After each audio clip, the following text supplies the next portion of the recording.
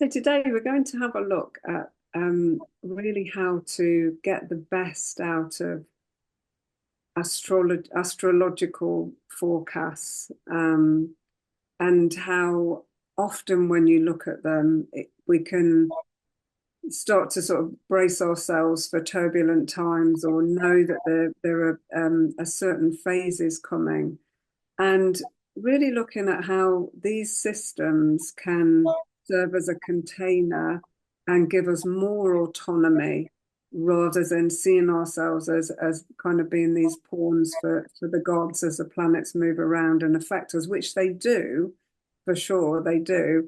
And it can really take practice to begin to work with the energetic weather, and for you to really harness it and use it in a way that's right for you.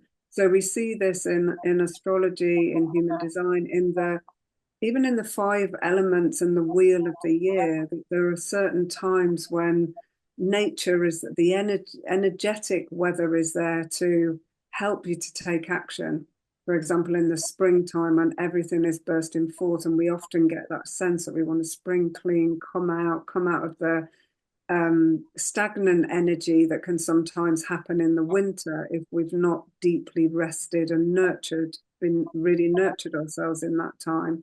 So really looking at, rather than, oh, here we go, we're going into this phase, how we can harness the archetypal energy and really make it work for us. And particularly, we've been talking about astrology recently. So I just wanted to ask Hannah a bit more on how we can really use it or work with it, orchestrate it to our advantage. Mhm.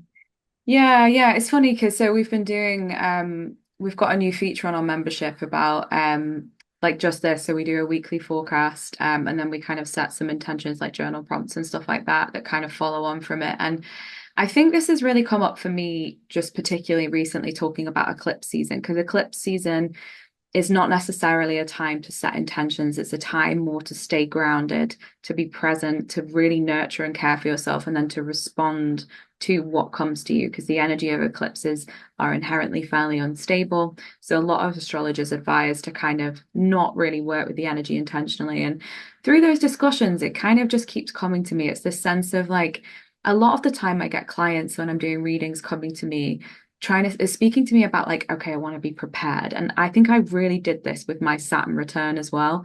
Um, and for those of you who want to know more about it, I'll leave a couple of links below to understand what a Saturn return is. But there's this sense of when we've got transits coming up, when certain energy is coming up in our lives, we want to prepare and we want to use it and we want to kind of make it work to our like best possible advantage. And I think in a way, I actually think these forecasts are more helpful for us to understand the meaning and the purpose of why certain things show up in our lives. So, when there is friction, when there's challenging times that come up, then when we understand the archetypal energy around that, we understand what the lesson is there. We understand what that period of time is trying to teach us, and we understand where the ship is steering us, essentially. So, when we have awareness around the potentials that might show up in our lives at certain times, then we have the ability to prepare us in keeping ourselves a strong foundation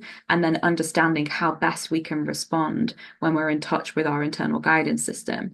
And I think for me, it's particularly around my Saturn return, there was this real sense of like, right, I must know exactly how it's going to show up. I must learn the lessons, and I'm going to put all of this time and attention in understanding my values and knowing exactly I'm going to show Saturn that I'm learning the lessons. And it was really funny. And then when my Saturn return was over that I reflected back and realized what was actually happening. And it was unbelievable. Like the transit, like compared to the dates of exactly like the events in that period of time were almost exact. It absolutely blew my mind. And when I was in it, I didn't even notice because I was too busy focusing on something else that I thought it should be.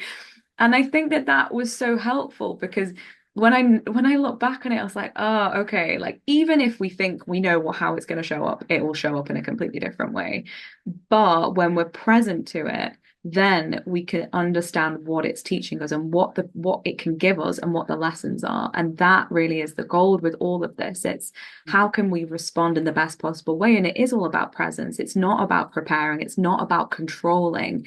And I think that's, I see this tendency all the time of people like, I need to control this situation, I need to know what's going to happen.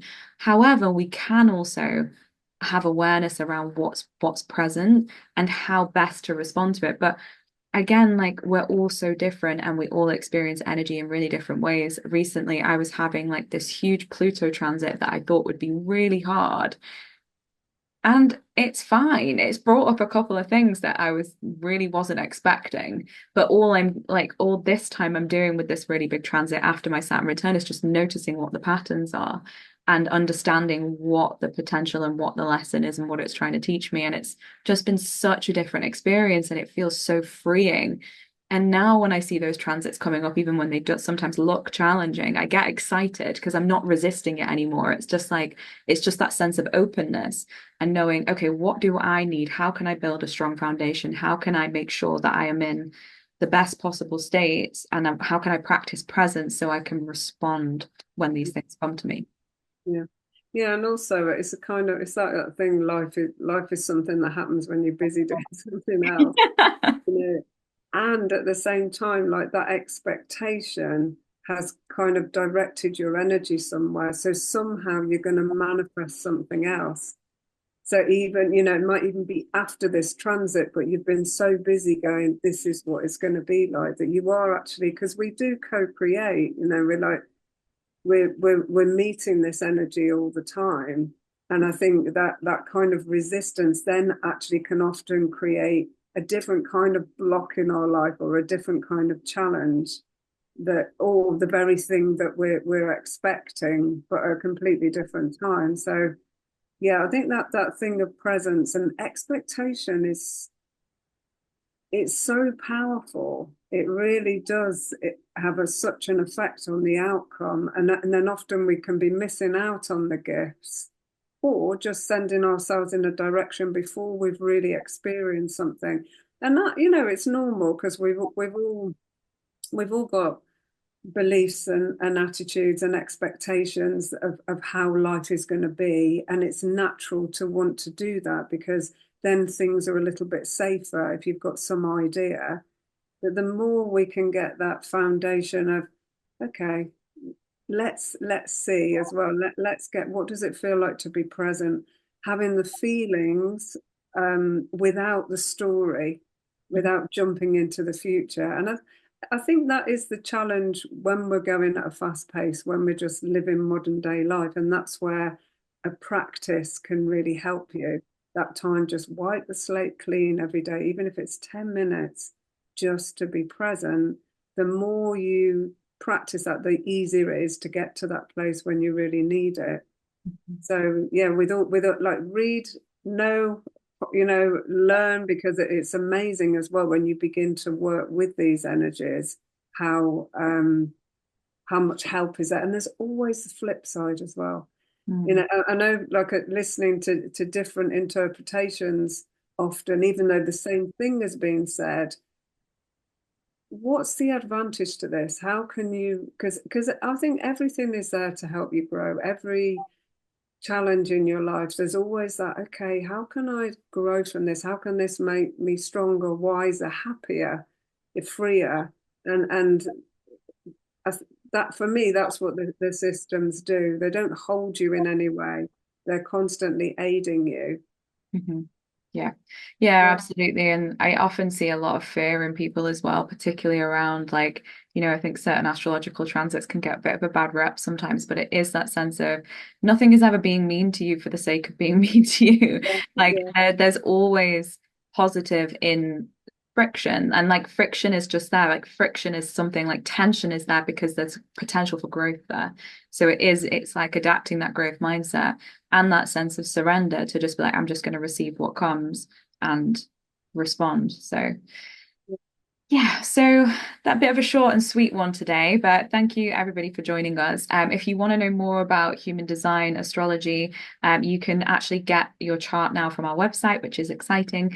And If you want to stay up to date with our astrological forecasts, we're going to be sharing them on our YouTube channel. And if you want a bit more depth with the journal prompts and the regular check-ins as well that we do, then you can join our membership. And we have a weekly live forecast as well as different exercises you can do to start to really tune in to the energy that is influencing us seasonally, astrologically, all the different things.